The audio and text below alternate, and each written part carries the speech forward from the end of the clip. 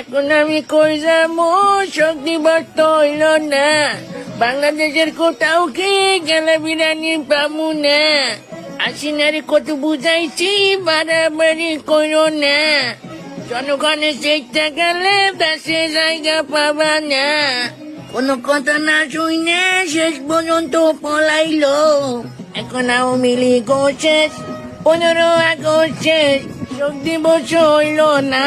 বিরিয়ানি আমরা কই পামু?